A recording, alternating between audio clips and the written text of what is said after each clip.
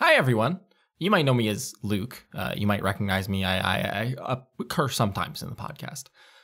I'm here at the start of this episode to, first and foremost, tell you what you already know. This isn't the episode you expected to be on your feed today, Wednesday. This is the second time this has happened. What a strange thing. The next couple weeks of episodes are going to be a little weird. Bear with me. Bear with us as we get through them. Thank you for your support in this time, right? Like, please listen to the episodes. They're really good. But they're going to be weird for a little bit. What I mean by that is this week's going to be a CNC. Spoilers. Next week is going to be another CNC that was never released. Not because we were saving it for a rainy day, but because the schedule got fucked. After that, it'll be a little weird, but you'll see what I mean. Second, because of these weird weeks we find ourselves in, last week I lied to you. I said, "Oh, get your questions in quick, folks." The Q&A, the mailbag, as some might call it, a rebellious faction within the podcast might call it. You will find that you have much more time to submit a question. By 1 week, get them in by October 1st, the start of October, the first of it, the best month of the year. Get those questions in, if you dare. And before the episode starts rolling, just a last apology about the weird schedule. It's rough out there. Go enjoy. See ya.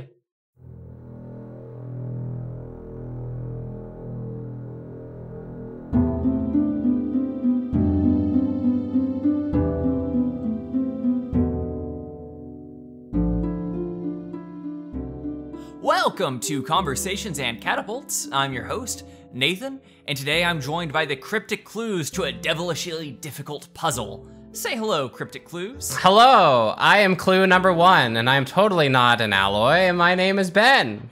I'm not blood, I'm ketchup. It's me, Carla, and I'm the player for the Tiefling Roblox Integrity Idleberry. I'm a mysterious stack of paper. Wait, what did you roll at 18? I'm some spell scroll paper. My name is Sarah, and I play Mira Marchand.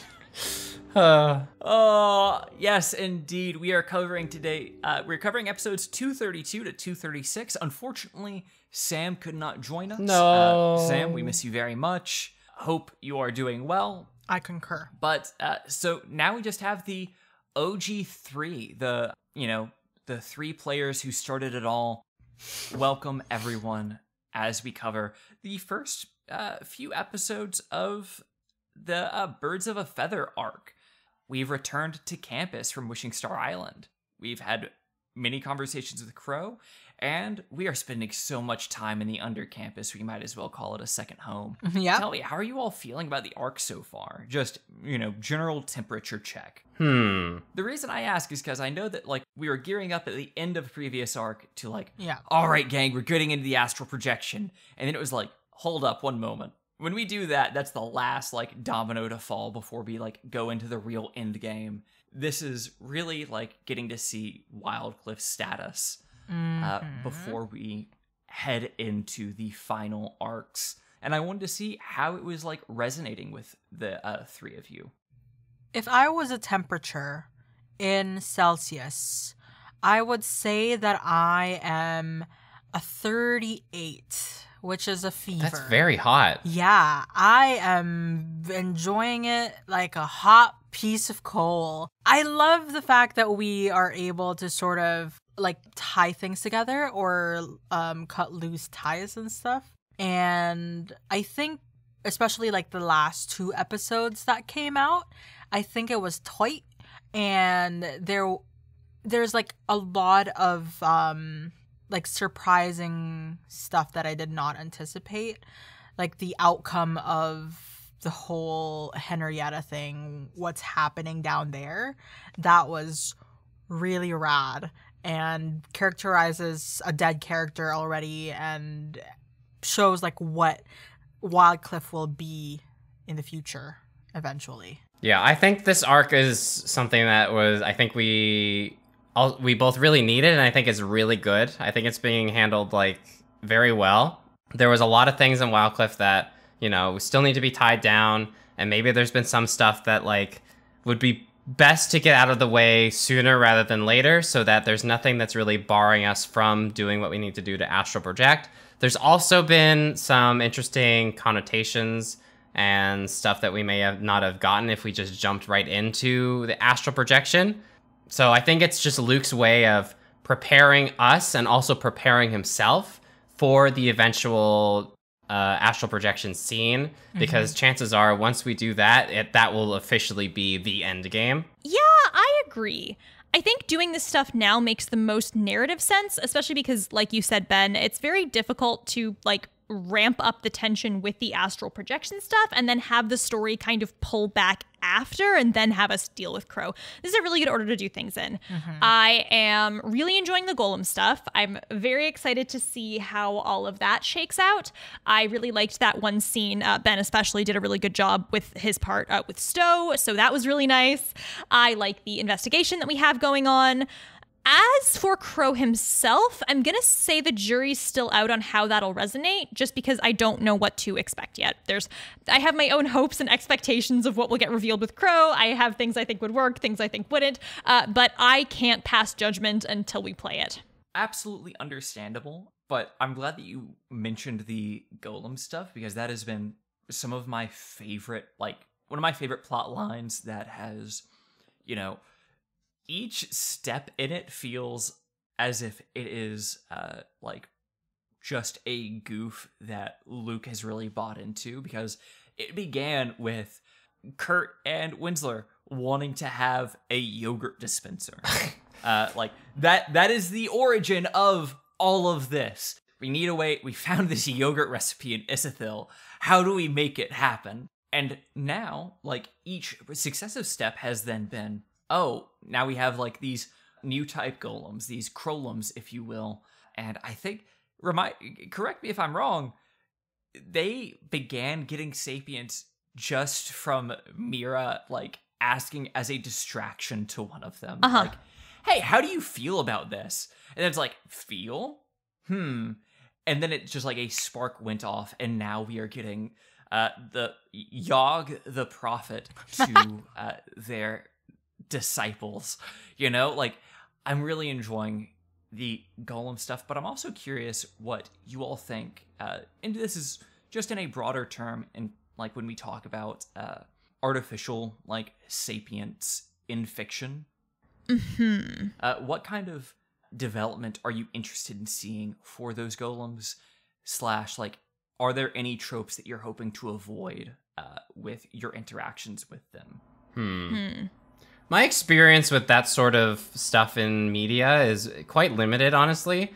I'm not too overly exposed to the whole concept of like artificial intelligence and like the evolution of consciousness for mechanical beings. But I do hope that as these golems come into their own and such, that they achieve their own level of independence, right? They should be fully autonomous in what they want to do and how they go about doing it, right? Just like any other regular person would. I think that's probably the main thing that I want to be able to see, is these golems acting autonomously, not because someone else told them so, not because there was some greater instruction that was given to them or anything. I want them to be curious about something, explore that thing, just take opportunities that are presented to them, just sort of just act how any other person would act in the moment, you know? Just take a chance on something, and that's probably what I'm most looking for out of all of this. Just being able to see them and this independence that I want to give them basically just blossom. Yeah, I agree with you, Ben. I think that the golems should also hopefully not all be the same. I mean, sentience comes in a lot of forms, and they should be distinct from each other. I think that's really important. Like, these golems are no longer going to be monolithic in any way, while at the same time, because they are a different form of life and a different form of intelligence, probably they should have a different way of seeing things. I just finished reading an incredible book basically about this exact thing, which is Terry Pratchett Hatchet, Feet of Clay, which is about like golems who are sentient and they have been exploited by people just as these golems have. I think there's always a story about exploitation that can be told, and I think that one's a great blueprint for how to tell these kinds of stories. What does it look like for golems to be self-aware and try to break free from that exploitation? That was one of the things that was talked about. They're different from humans and think differently and are also distinct from each other, but are still decidedly sapient. I also think there's interesting stuff here in terms of what we know about the golems, which is that unless something changes, which it might, these golems are going to have a very short amount of time to live. And I know this is a theme that Luke is interested in exploring in general, which is themes of death. And I think there's something to be said here about humanity and what do you do when you know you have limited time and why it's still valuable to live a life. I guess the things I would caution against are, I feel like this is dicey territory because I don't feel like it's a good idea for the golems to be an analog for any real world group. Right. And I also think, Ben, it's sort of like what you said about autonomy, which is I don't think they should exclusively be saved from an outside force. Like, they should be able to advocate for themselves, and I don't want a story about dismantling unjust systems to be like a savior narrative instead of something that is empowering. Although that is very difficult because we are playing a D&D campaign, and like D&D as a system just naturally has you and a few people being uniquely powerful and being the primary drivers of things. So that's always a dicey balance to strike, I imagine. That's just where I was at, though, with my thoughts. Yeah, I think it's a very fascinating thing to have, people who have an incredibly limited lifespan and they are made to work. Like, they were just created to perform labor for a few decades, and that's it. And I think having a existential crisis over that feels incredibly human. To the point where it does not feel like it is specific to any one real world group outside of just that time when I feel like every person goes through at a certain stage in adulthood when it's just it's just this forever. I am just, I have a very limited life and I am spending it just trying to survive. Yeah. Carla, do you have any big capital T golem thoughts? I think everything has been mentioned already. I have no unique thoughts. This is sort of like Ben in that I'm not very versed on this kind of thing. Like, the only AI gone wrong I've known are the AIs where they end up killing the creator. And Campaign's still young, it may turn that way. And I feel like that's very opposite of Yogg turns against a Winsler. The core of the campaign is. So I guess that's something that I don't expect and hope will not happen. Honestly, I wouldn't be surprised if we got something like that against not necessarily Yogg versus Winsler, but the new types versus Crow. Which goes into how both sets of creators view their creation. Where, it would be one I think Yogg would have a very different perception of Winsler if it was just what is my purpose, creator? You make frozen yogurt. That's it. That's all you need to do. But because Winsler treated Yogg as a person, asking about their individual wants, desires, and goals. Yeah. They were able to achieve a sort of fully realized selfhood. And now we're seeing these new types that have a very accelerated form of achieving that sapience. I wouldn't be surprised if that ends up they kind of go oh, you never treated us towards Crow, you never treated us like people that we now know to be. Which then raises the interesting question, which we got with the conversation of Crow, which is, how honest do you think he was being about their sapient? Oh, that not knowing if they were sentient or not. And what do you think is the most interesting move narratively for Crow to make after learning that they are sapient? I want to say that maybe Crow learned that they had some level of sapience maybe during initial production of these golems. I think maybe during the initial prototypes and test runs, that these golems exhibited like initial forms of consciousness. And I think he probably knows and understands that, yes, these golems that I employ in my service may exhibit some levels of these, like, of the self-consciousness. But if we are to feed into that, then it's going to cause complications for production and my business and everything else that, you know, could probably go awry. So I think he might be like half telling the truth when they're not sentient, because I think if he begins to like outwardly say that yes, they are, then that creates an issue in itself if he acknowledges that. I'm with you, Ben. I think in terms of the most interesting thing for Crow to do at this point, I mean, obviously we have seen Crow kind of lose his cool in the face of resistance, what with the Warbler, but I'd like to think Crow, when he's not on the back foot, is for the most part smart enough to know which way the wind is blowing. Smart enough not to do the whole, you defeated me shit. I think the most interesting thing he could do at this point would be to embrace it. To be like, wow, oh my gosh, gee whiz, I had no idea these golems were sentient. That's great. They can be anything they want to be. While still banking on the fact that if the golems want to be continually repaired and want to live, they need Crow and they need to do as Crow says. So he can save face, embrace this, and still get exactly what he wants. He's an opportunist. He'll see the benefit in literally any situation, even if it's one that turns sour against him. He'll just be like, this is great. This is excellent. This works perfectly for me. He'll just spin it in a way that makes it seem like he is doing perfectly fine and benefits entirely from the situation. How can this benefit me? Will meet the demand. I think like that's like a crucial thing to be, you know, as powerful and rich as he is. Yeah, everything is an opportunity to like move forward and gain too. You just spin the narrative now. You just have to be able to find that weak spot. Now, we've talked a whole lot about the like Golem plot thread and how it has progressed and getting to see it like bubbling to kind of a crescendo here.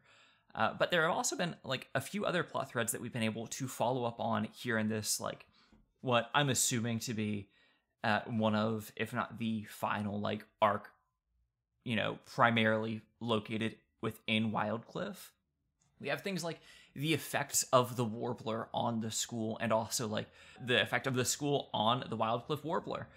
We also get follow up on like Serenup's housing situation and how that's different now that she is no longer a noble. She is over in the Union Room.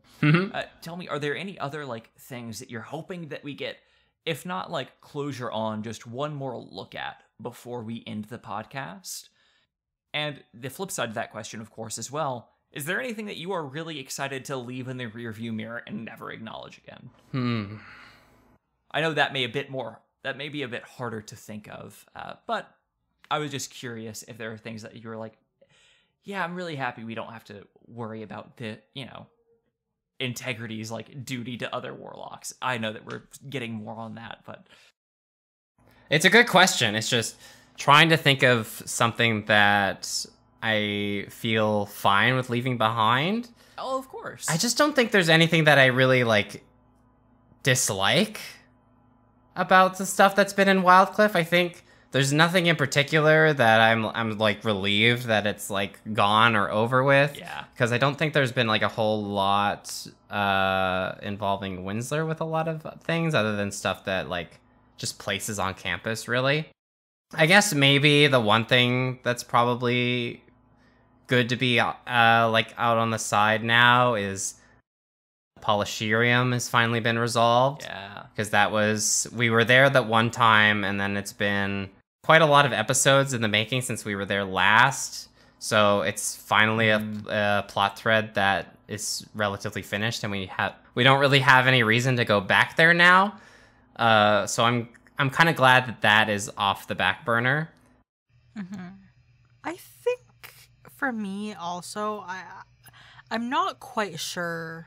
Like, I feel like we're done with it already, but with like the whole Philip in relation to like the royals. Like, I feel like that whole business between like Serenup and Philip and the prince is sort of in a way like done. Now we're sort of dealing with the outside like games that have been played by like the other people around them.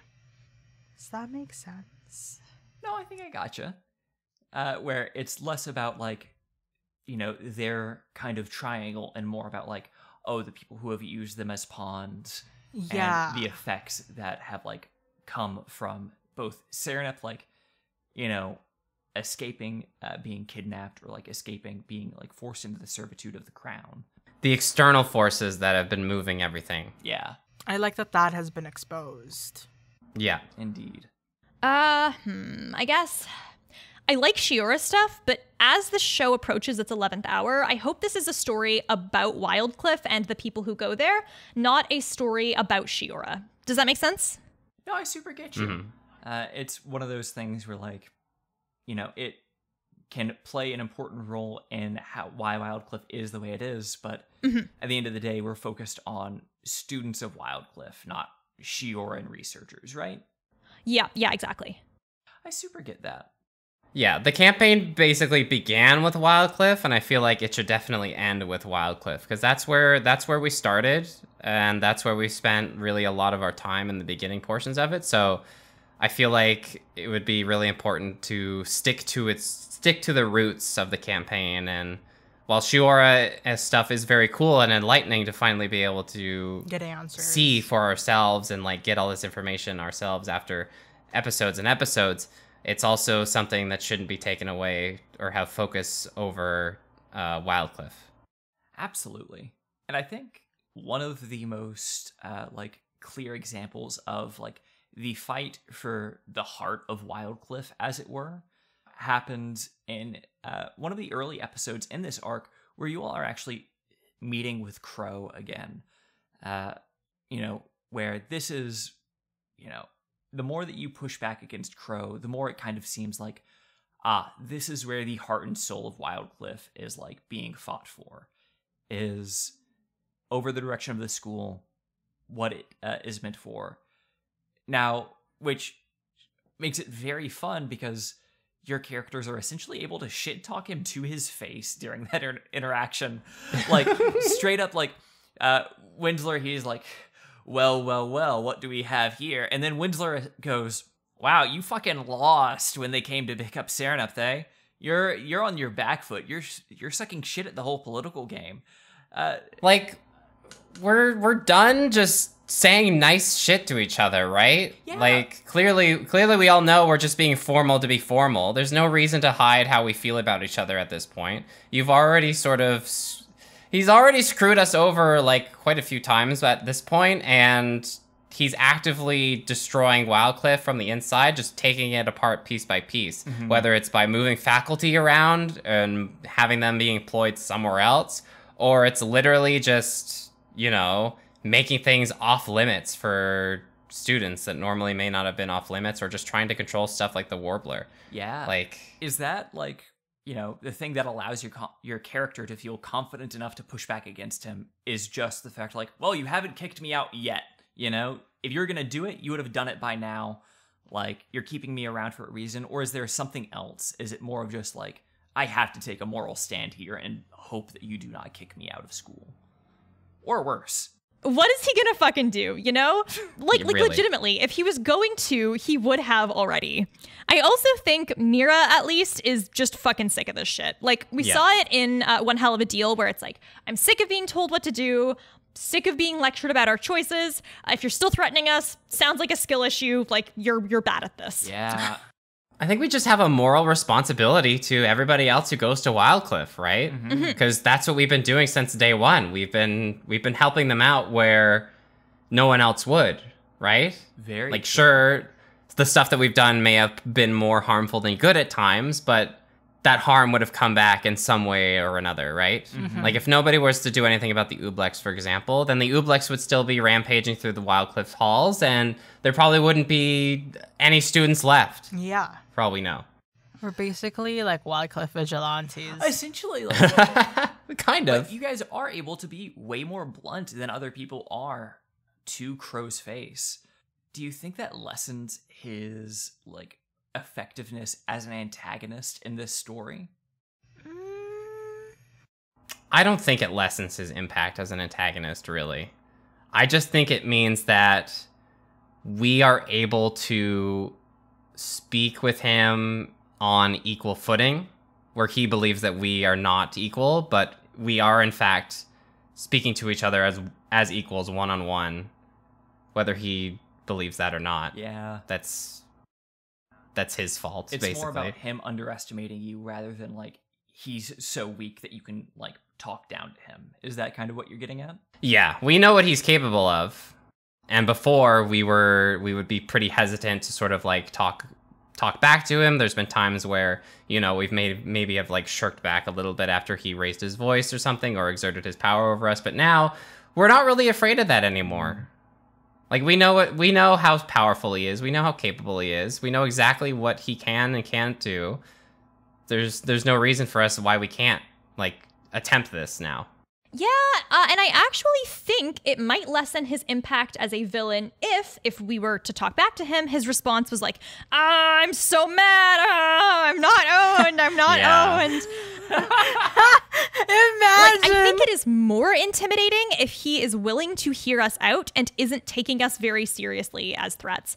I think then the only crucial aspect of that is that there has to be follow through. You know, Crow has been built up for a very long time as this mastermind antagonist doing stuff in the background. I think his master plan needs to be satisfying now. And if it is, I think that Crow will have been done successfully. Mm-hmm. But what if Crow is, imagine like if he was designed to be an incompetent leader. I hope not. Yeah. It could be. He could be. He seems like it, but Yeah, it's that kind of thing of like, you know, getting to the end stages of a plan is often like, you know, we see so many times people fumble at the finish line. And I think it would make sense for Crow to not necessarily be totally incompetent, but to be so focused on that finish line that he doesn't notice the like rock right before it, you know? Understandable. Yeah. It's like getting shelled right at the finish line when like someone is right behind you and then they win. Exactly. Yeah. Now, speaking of Crow's plan, we're getting more and more ideas of what this could possibly be as you all visited the undercampus. And we've done a lot of like undercampus visit in this batch of episodes. I was really curious about like, you know, when has the undercampus felt the best to you? Like, what is your favorite little thing that we've gotten down there? Because there is so much stuff below this school. It's truly nuts. And I was curious what has worked the most for you as like, this makes sense to be under the school, or like, this is actively very cool to be hidden here. Henrietta is the big one for me because she says something about the origins of the school that is relevant to the characters and why we are here. Henrietta being in the undercampus ties into the stuff that we were already trying to do during that arc with Bailey. It ties into the history of Wildcliff. It ties into not just why this is objectively scary or worrisome, but why it is specifically scary and worrisome to our characters as Wildcliff students. The fact that Wildcliff's origins are so odious is directly relevant to us, and it says something not just about Wildcliff as an institution, but like academia in general. The way its foundations are simultaneously exploiting the students who are here and exclusionary of vast swaths of people who are not.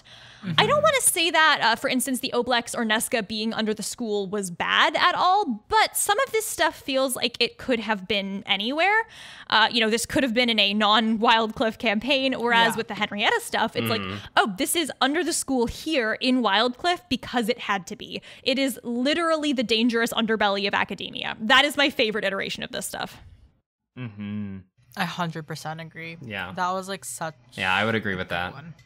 Absolutely. Like, the undercampus is home to so much, but I do agree that, like, getting to uncover the secrets beneath the school in terms of like, this is a secret directly related to like the founding of the school, and like getting to see the rotten foundations of Wildcliff was especially fun. Now, you all may know this already just from playing in the campaign, but the Undercampus is literally a playground of possibilities for Luke as a creative.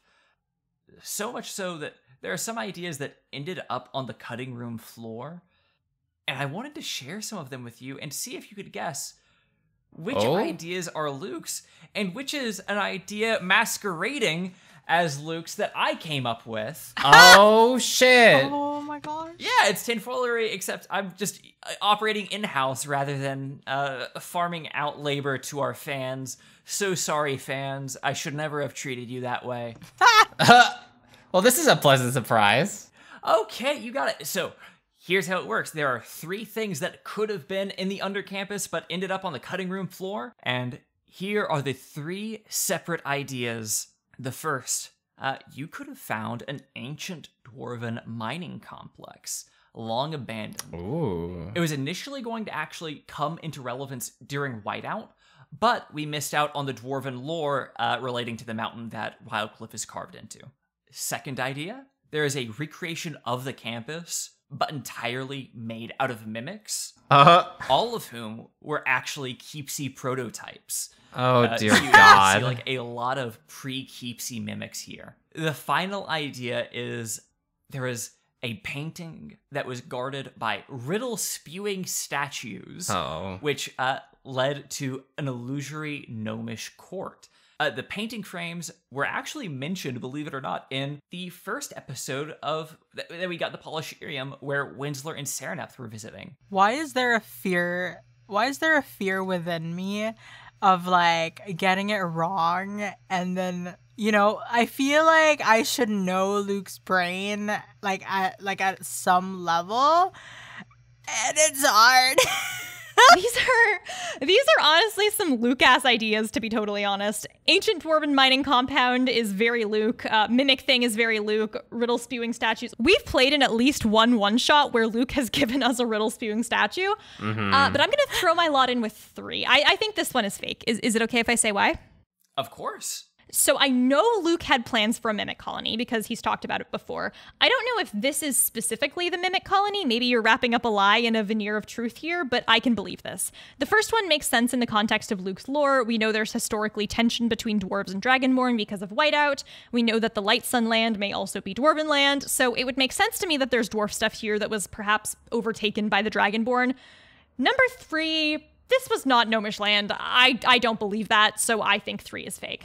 I'm also going to have to say that 3 is fake. Because I know that Luke loves dwarves and he loves mimics. Because he's talked about dwarves so much. He's had that whole dwarf lore spiel in that one episode that we recorded before. Where he just went on and on about dwarves and dwarf lore and everything. I can tell Ben edited that episode. It's definitely something that he would do. And then the mimic colony is just really cool. It's definitely a Luke thing that he would definitely do. I just don't think that a painting that leads to an illusory like gnomish court or like a painting that leads to anything has Luke's vibe written on it at all, really. The riddle spewing statues, yeah, that's definitely a Luke thing.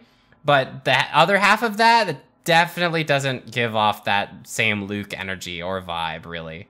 I don't think Luke has really done much of anything with paintings at all. I hate to be a copycat, but like my heart says exactly the same. But should I like flip it just in case? Like, no, but then I want my points. But I want my points because I truly, wholeheartedly believe that it's 3 that is wrong. Because 1 is like, you know, as Ben said, Luke is a dwarf hoe and a mimic hoe. Like, he loves both of those like crazy. Anytime Luke encounters a mimic, he goes insane. And I think, as Sarah said, he's talked about mimic colonies. I wouldn't be surprised if mimic colony would exist here. And just the thought of it being a prototype for one of the most beloved annoying characters. Sorry Keepsy. But I think for the fun of it, I would say that one is a lie. Wait, how's it? Is this points? Are these points? Yeah, Carla, you are either going to be the only one who doesn't get a point, or Oh my god. you will be. So if you choose something different than the other two, you'll either be the only one who gets a point or the only one who doesn't get a point. Okay. Or this is misdirection for me, trying to trick you Yeah, all because there's also the possibility where none of us can get a point. Your misdirection was when you said, ooh, it's actually the painting thing, which is what you add when you're a lying liar who lies. Go back and listen to the episode and you'll hear the painting frame mentioned, okay? That's all I'm going to say. I'm sure there is a painting frame. I believe that. I just don't think it's an illusory gnomish court thing. Yeah, like, sure, there's a painting frame. I don't think it's magical. Okay. Just because I want to spice things up, I will cry once I find out that Ben and Sarah are actually correct, because my heart truly believes that this is the case, but I will choose one as the wrong one. Don't tell me. Congratulations, Carla, for knowing your partner better than Sarah or Ben. One is absolutely a fabrication created by myself. That's right. It's consistent with the lore. I used Luke's love of dwarfish lore to trick my dear friends on this podcast. That's right. Carla's in the lead. Congratulations. A little additional background info on so the Keepsy or the Wildcliff Recreation stuff was a capital I idea. Those are Luke's own words that he had come up with and then just couldn't find an easy way to implement. He does say, let me make sure that I get the verbiage right here from his message, but the Illusory Gnomish Court is straight up from 2018. That is an ancient idea. And yeah, he says the Keepsy or the Wildcliff Recreation is a capital I idea that he tried to set up. Really? The second was a first draft of December 2018 notes. The painting frames do get mentioned when Sareneth and Winsler are going back up from the Polisherium, but he never further mentioned the idea to anyone. So those were true blue Luke ideas. Congratulations, Carla, for taking that risk. It paid off. Proud of you. I was just so focused on what I felt wasn't a Luke vibe that I got misdirected by the full-on Luke vibe. Blindsided. Oh my gosh. He was. That's the fucked up thing. It's the 2018 Luke vibe. Pre-COVID, an entirely different person. Spirits unburdened by disease. Jesus Christ. Let's go see that totally different person here as we move on. And as we go to slide into the DMs, thank you so much, players. I'll see you around next time. Bye. Bye, everybody. Catch you later. Welcome back to Slide into the DMs. I'm your humble host, Nathan, and joining me today is the horrific headmaster, Luke. Hello, it is me. My reputation has been exaggerated. I'm only minorly horrible. See, that's interesting that you say that because, Luke, we have a pretty solid batch of episodes, so we're going to be talking about broad strokes rather than specific events. Mm-hmm. But the broadest stroke that I want to give is the one to Osei Crow. Oh, I love him. Yeah, birds of a feather got to flock together. We've had a lot of bird names because it's all about Crow in this arc. Yes. We love him. We love the effect that he's had on our fair school. Yes. We love the fact that he's created life for the sole purpose of making it labor. Yeah.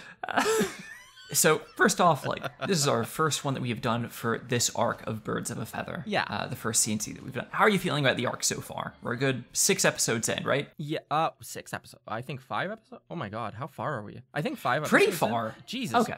Jesus. I'm enjoying it. To give is this the correct word? Ontogeny. I'll use it with confidence. To give the ontogeny of the arc, I was like, y'all, the last one will be out before now, and so you will have heard us discuss how excited we are to get to astral projection. And spoilers, there's no astral. We're not there, right? I was like, we're gonna get there next episode, and it has not come because the players were like, hey, I really want to follow up on this, and I was like, okay, I think that we can create a scenario where we follow up on this and make it dramatic and move on to like the final chapters. And so part of that is Crow, part of that is the golems, part of that is like this the relic of the divination tower stuff. Yeah, it's Yeah. Wildcliff as a whole, like because once we get to the astral projection, like we're gonna get big Shiora lore, we're gonna get big progenitor stuff. Yes. This is essentially us like kind of seeing the state of Wildcliff as we move into the end game, which I think is very important. Yes, I 100% agree. That is why, despite my efforts, like as a storyteller, we all misstep in our planning, and so me just jump. And I can point to like the start of the show. Like this was a notable criticism, you Levy, where you're like, you didn't really set anything up before just jumping in, and I would fucking wholeheartedly agree. I was a little fucking pisser. I didn't know what the fuck I was doing. Didn't even know how to write a good outline, but nonetheless, we have evolved and grown. And now I can see my players are like, I want to do this. And I can realize, oh, I'm not sticking to this outline. We need to take a diversion and like address this so that, and let's do it in a fun and really good way. Like, let's not just like push through it in like an episode. I want to actually commit to doing this and doing it like in a good, cool way that pays off, right? Absolutely. So back to Crow. Is that no? We're just talking about that arc. Yeah, if you'd like, I can get to Crow. No, but I need to. We need to give credit where credit is due. I was like, I don't have an arc for a name for this arc, right? Even the eve of the episode with like Philip, come sail away with me, where Philip's like, goodbye, I'll see you in my dreams.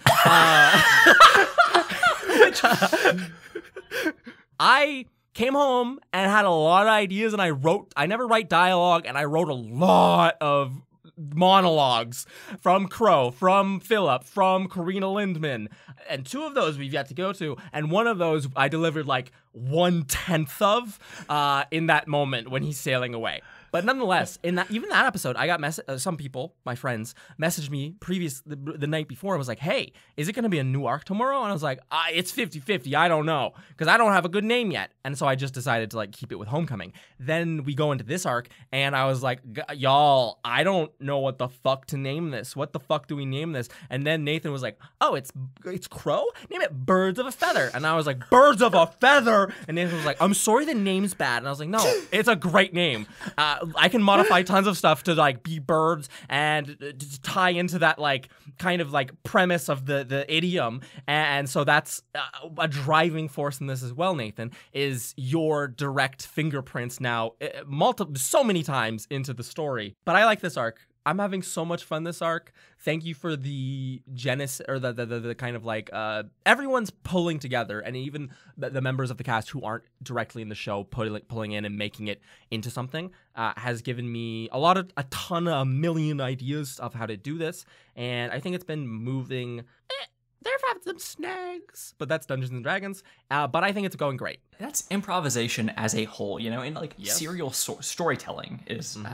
Sarah and I have been doing like our own personal little like book club as we are reading through a fanfic called I Write Trials, Not Trebuchets. Fantastic work. And it's very one of those influential work. Very influential on the whole of the podcast. But regardless, it is really fun to kind of see like, when you write something serially, when you are creating it, like not as a whole and like, or like taking a long time to create one product and then put it out there, of course the quality is going to vary. Like, of course you're going to have times where like you as a creator have like not had enough sleep, or like haven't had enough to eat before you head into like a creation session or whatever.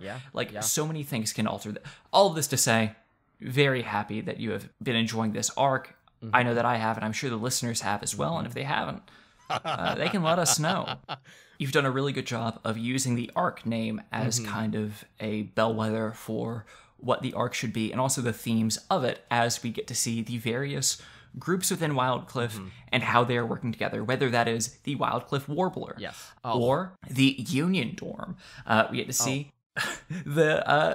now we're seeing more solidarity between the Golems and Crowlems, which has been huge. And meanwhile, all of this is happening. We're seeing this has all been centered around one individual Yes. who is having, the foundations of his empire slowly either crumble beneath him or perhaps rising to even greater heights. Who's to say? Who is to say? Say Crow is who to say. Luke, we've had Crow in this podcast for a long time now. He's been one of the earliest NPCs that you created for this setting, correct? That is 100% correct, yes. Tell me, what kind of advice do you have to give for DMs who are trying to roleplay as this mastermind character, one whose power is not in the strength of their arm, but rather in institutional power, wealth, and cunning? Yeah. 1, become disenfranchised with establishment. That's important, truly. And 2, go watch Gundam. Yes. Been watching Witch from Mercury. Oh my god!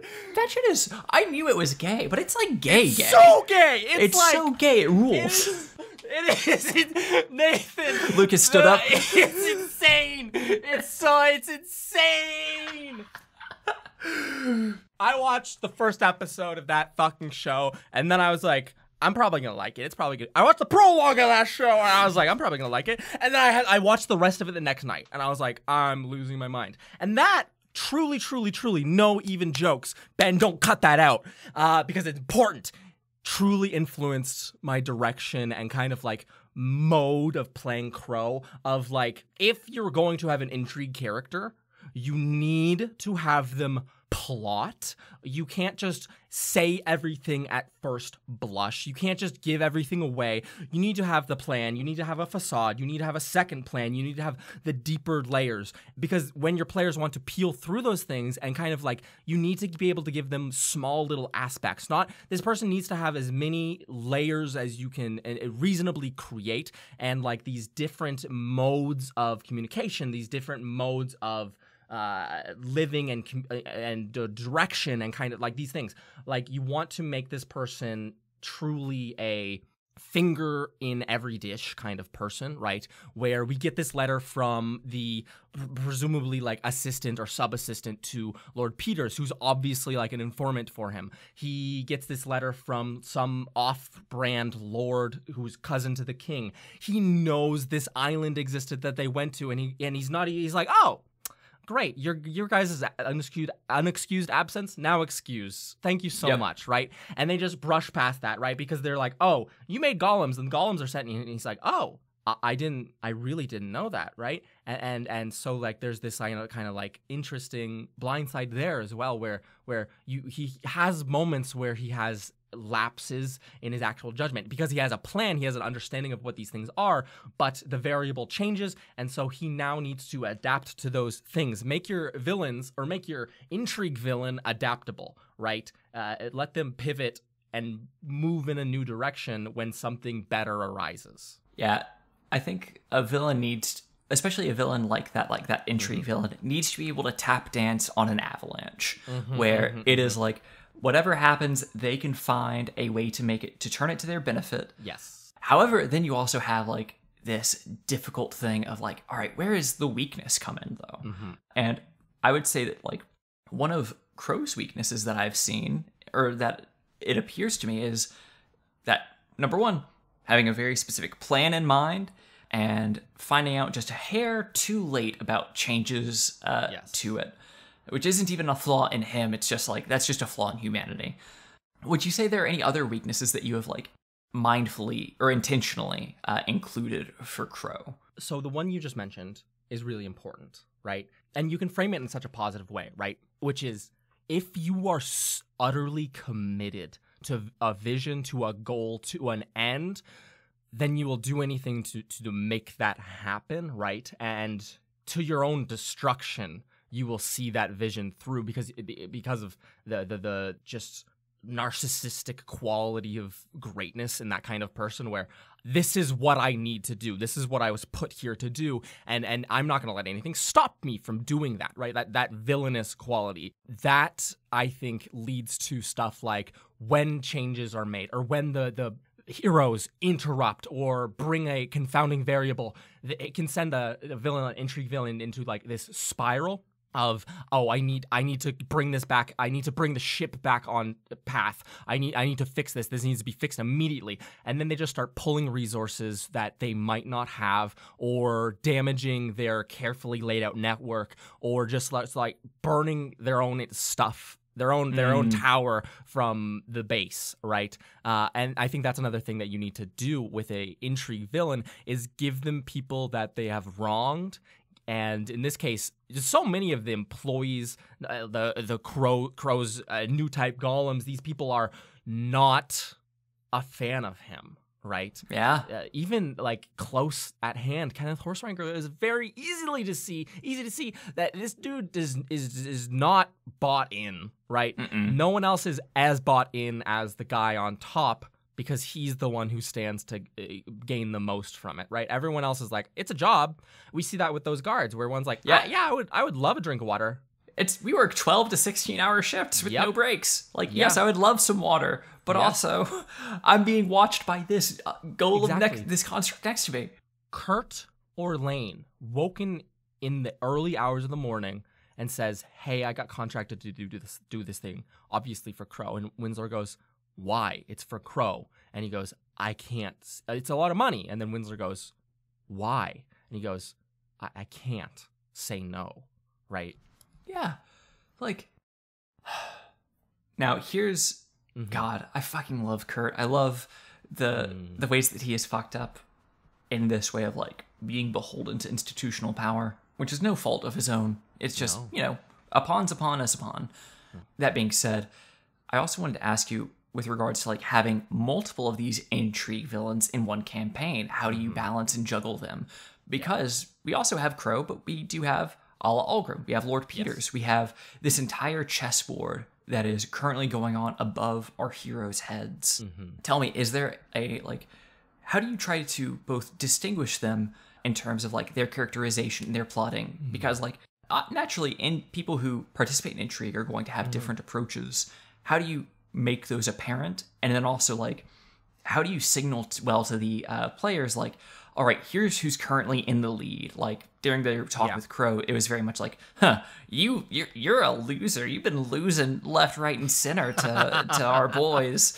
Yeah, that's difficult without directly spotlighting things, because I think you should keep enough stuff behind the veil that you can still have surprises or different directions, or shift the perception, right? A villain is perceived such, oh, they're on the losing end. Crow's spiraling out of control, but maybe he can drop something that reveals, oh, I was never out of control, right? Or we see Alla Algrim, who seems to be on top of it. She has information ahead of time. She's like, stop this, go stop it. And she's then by the end, blood. Yeah, give me that gnome blood. By the end, she's like, this was kind of a minor failure, right?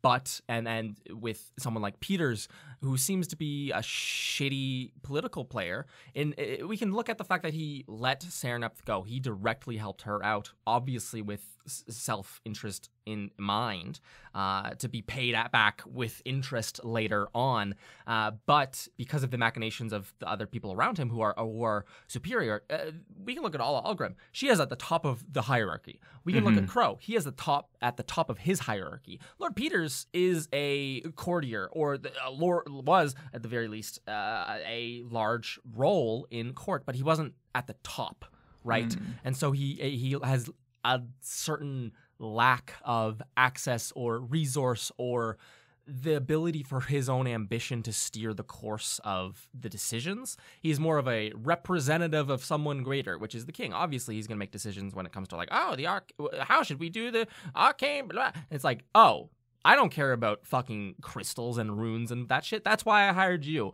But you're going to represent the kingdom's interests while you are in the council, right? And then we have like two other players, which are the unnamed Kel Argan, which is the Dwarven representative, and then Yithriax Lightsun, who represents the Lightsun clan and generally a very small demographic of people who are just interested in the land being used properly and students getting their proper education. We can see that in like I forget which episode number it is, but back in Autumn's Mend when they make their appeals to stay.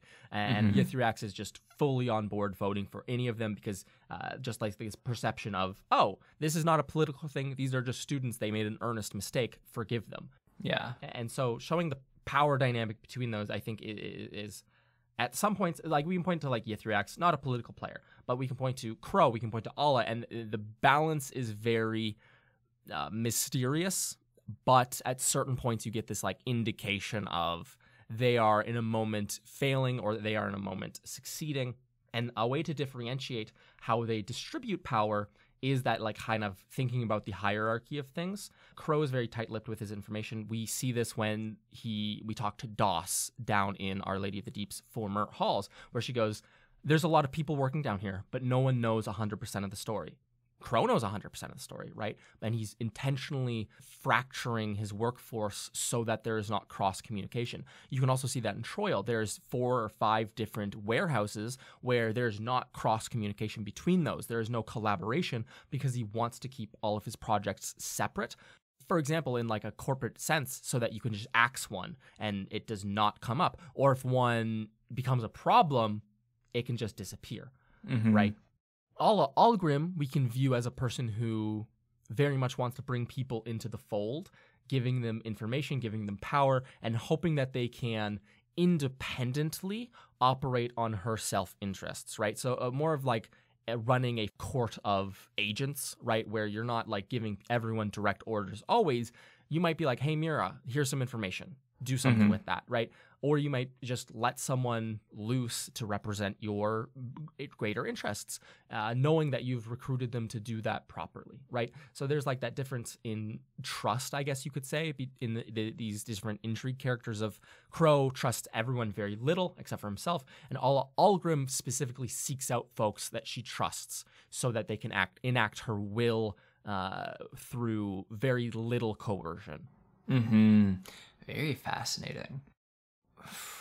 All of this is building up, which makes me very scared because the end of last episode, we got Crow screaming out in either pain, anger, or a mix of every emotion in the world. Yeah.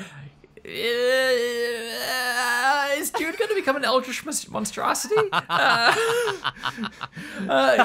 talk about someone who wants to keep all the secrets in his own head. That's reminding me of like some Lovecraftian shit.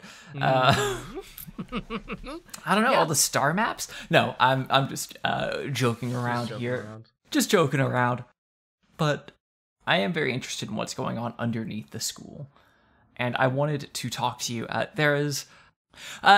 Also, dear listener, please join our Discord. There's a link to it in this episode description because you're going to want to see a piece of art that really got my brain bubbling by a user on the Discord named Eli Artbox, who has done a great diagram of both the school and then a part of the school that we see incredibly often, and I'm very curious about its origins and its design, the Undercampus. Yes. One might say Wildcliff is built upon secrets. Yes. Because we've got the Hatch, we've got the Polishirium, we've got Henrietta Hedrick's headroom. Headquarters. Headroom. We've got a dozen other things. I'm so curious, Luke, tell me, like, was the Undercampus part of, like, building out Wildcliff? And if so, how long ago have you known what all is down there? Like, if the players wanted, could they just say, I'm exploring the Undercampus for the next 6 months. What do I find? Oh, Luke just had an orgasmic expression upon his face. That would be blended. The first conception of Wildcliff was as a large school inside of a tree, right? Necessarily this is not how Wildcliff is now, but it was the original conception of like, this is why Isethyll was so early prominent, because I was like, oh, it's going to be a tree in like either the forest of Isethyll or the plain of Isethyll. Great world building, you dumbass Luke, naming two things so fucking just idiotic. Nonetheless, it was going to be a tree. like a massive stump, as you will, with a school built into it. Necessarily, that tree has roots. And so the roots stretch deep and deep and deep into the ground. If all of this has been hollowed out for use in arcane exploration, necessarily the roots must also be hollowed out as well. This then merged into some sort of like the secret wing, like some sort of in a cave, as if there had been a cave-in or intentionally filled in old areas that they would once discover and then explore. This then just became the Sunken Hatch. And I had this conception in my head of like, there's arcane stuff, and this is a very tall mountain. This stuff is probably riddled down deep into the belly, the roots of the mountain itself. And so the conception of there's the Sunken Hatch, there's the sewers, that came around when the biggest chunk of like undercampus stuff came around. I already knew there was like a tunnel network that connected certain departments to other departments and went down in deep. Those are the tunnels that Teb introduces like in the very first episode, where he goes like, I was watching from here and I dropped my little orb. Oh no, terrible. Go get it for me. and then the Sunken Hatch, obviously. But that was kind of like there was an ellipsis there. And then during Food for Thought, when they go and venture into the sewers, and I wanted them to introduce them to the Ascendant Room, Nesca's abode, as it's often called in my notes. I also was like, hey, I'm going to put some other stuff down here just to be like, if they go a different way, this is some stuff they can figure out. Because I was like, what if they just do want to go down there, explore? That's where I was like, there's going to be a giant golem down here trapped away behind like this giant vault door that they won't be able to open unless they do something else. And then we can use that. There's going to be horrible magical experiments. There's going to be just so much junk and stuff. But that was a very like just below the surface, very connected to the sewers. The kind of concept of like the undercampus as truly this like endless maze wonderland of horrible experiments and stuff like that is kind of gleaned or like referenced when Winsler and Serenap and Philip are coming back up from the Polisharium at the start of Fane of Heart, and the Polisharium itself at the Fane of Heart, at the start of Fane of Heart, and like just describing there's like these just weird like old projects thrown down here and stuff like that. Then we get more into like the Henrietta Hedrick as a founder, and then you can get into the nitty-gritty of, we already know there's like this conception of the school was started as to be a social experimentation ground, right? Mm-hmm. And then there was this separating the wheat from the chaff, and the wheat got to experiment on the chaff. And so also Henrietta has this aberration or interest in the arcane and the aberrant. The reason she started the school, the reason that she came to Wildcliff, and for the reason of like, this is the story, is the Light Sun had the mountain, or the mountain was within their land, but they didn't go there. It was a cursed place where spirits and ghosts kind of like roamed, and it was a cursed land. You would bring a curse back with you. The Light Sun being more of a kind of like theocratic kind of, or a clan organization, and having this like strong religious belief that it was like an accursed or profane place. One young Henrietta Hedrick, interested in the arcane, went and explored without permission, and was kicked out from the clan, and just began to. She found there this, and she references this in The Ousting of Bailey Blue when she talks to Integrity and says, I know there is something down here in this school, but it refuses all these years to speak to me. That's directly referencing the progenitor. He's like, hey, I know you've got this bond I want in your mind, so I can use that bond to further my own understanding of the aberrant, of the far away, of the arcane, right? Because we know that the arcane magic is directly tied to this deep realm, which is the place where the progenitor is from, the place where emotions are from as well. And so, obviously, Henrietta tapped into that in some way. There's still lingering aberrant energy down in her realm. But within all that, with all that context, there's obviously projects and things she's going to be wanting to keep secret, even from her closest collaborators, even from the other founders, even from members of the Hedrick Society for Excellence. That is the necessary purpose of the undercampus. It's like a no questions asked kind of like workshop. If you want to go down there and do whatever you need to do, whatever work interests you the most, go down there. Don't do it on campus. Do it out of sight. And just Proceed keep it down there. with caution, but like Yes, absolutely. proceed. Yes, please proceed, because we want to make progress, and if we want to be prim and proper ivory tower scholars, we need to have a certain level of respect garnered, right? And so that means we cannot do horrible things, except down there you can. In 'Cause no plain one's gonna sight. You find can't it. do horrible Exactly. things in plain sight. I love that. It feels as if Wildcliff, the school, is the stopper in a wine bottle, Mhm. just holding back a great deal of evil from coming to the surface just by its existence alone. I honestly think the whole sunken hatch thing removed, I could do a whole. I think that it's such a ripe ground for my own creativity to just be like, there are things in the ground sealed away. This is not a place of worship. Do not enter. I just think that for me that's a very ripe ground of creativity. That's why we constantly go down in the dirt and into the stone and into the fucking under campus, much to the chagrin of my players. But truly, I could do this shit forever. Specifically under campus. It's like burying a body in the woods and then it rains and then all of that stuff bubbles up to the surface. It's not just your body. It's also a dozen other bodies Yeah. that you did not bury there. That's the weird thing to me about the undercampus is the fact that it feels, because it is this playground for vice, for very specifically arcane vice. Yes, scholarly vice. Yes. So much of it is allowed to be unrelated to one another. Yes. Because it's just we've had a lot of students here, and a lot of them are a little bit twisted. They got problems with society. Yes. Yeah. And they go down to the undercampus to work that shit out. Yeah. And they leave it there. I mean, this ties into a question I asked in character building, where one of the primer questions, it was how mischievous are you going to be? What is your dark secret which you are trying to hide and exile yourself to Wildcliff with? And the players didn't take that one, but me as the DM, I was I'll take that. I'll pick up the slack on that one. Yeah. Oh, my players don't have enough dark secrets?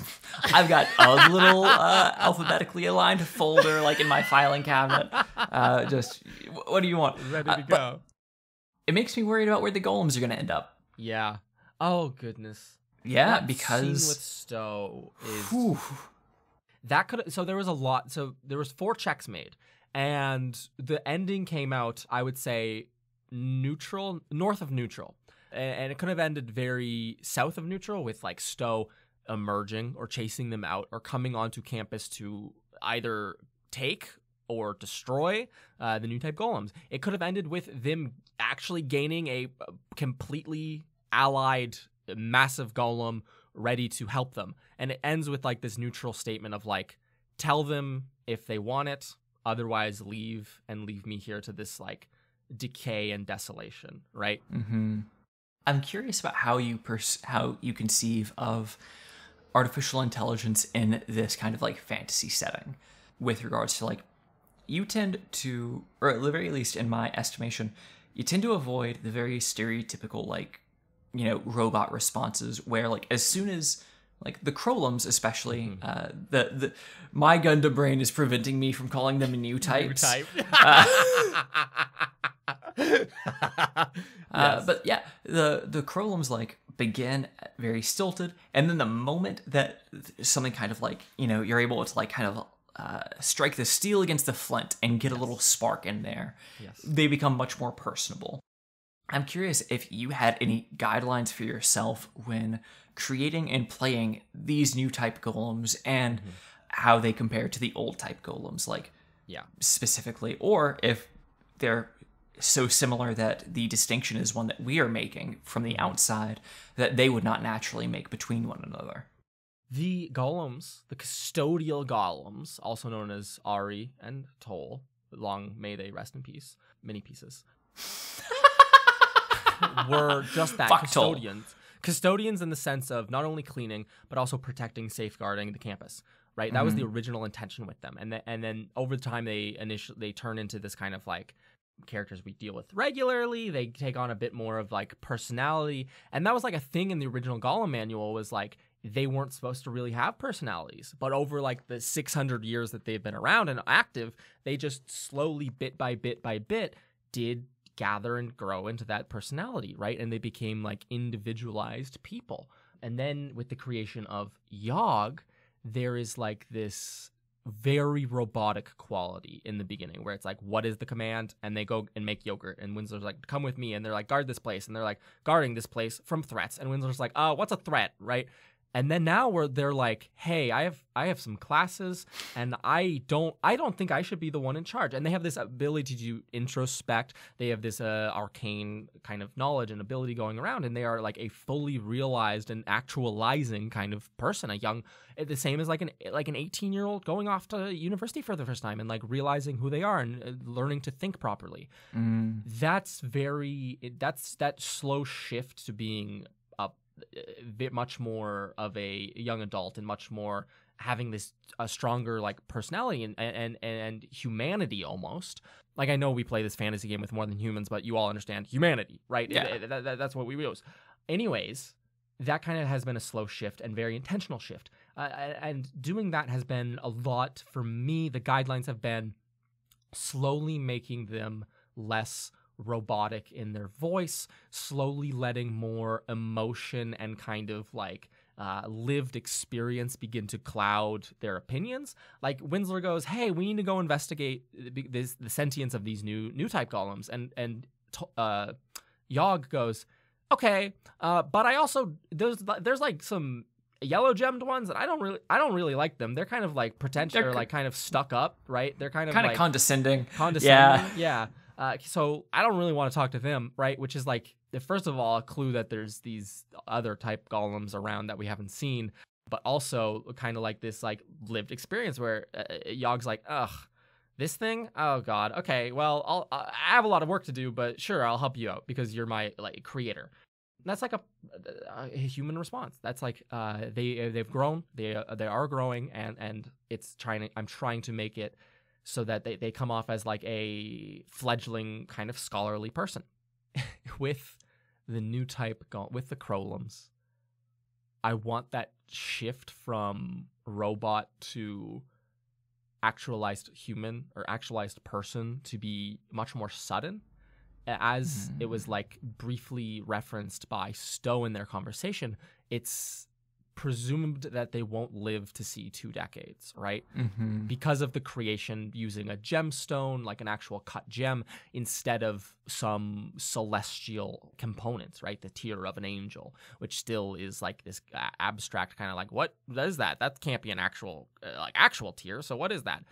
We're probably never going to get into that, as is intentional. But the difference being, these are mundane gemstones. They are not made to possess a personhood, a soul, if you would, for an extended period of time. We can see with like the Ida animation, a low quality gem just burst into shards because it wasn't capable of holding that in, right? It's like an internal reflection where the light can only bounce around so long before it comes out one of the sides of the prism. That's a way of thinking about this, like where their soul is battering around inside this gem, just fighting to get out, and in so doing, like a laser speeds up and gains this energy and gains this momentum. Where once you push the boulder, it just goes flying down the ledge, the slope of like independence, of sentience, of humanity, of kind of self-forming thought and personality. And so like it's very quickly evolving, but is implied to lead to a very quick demise as a consequence, right?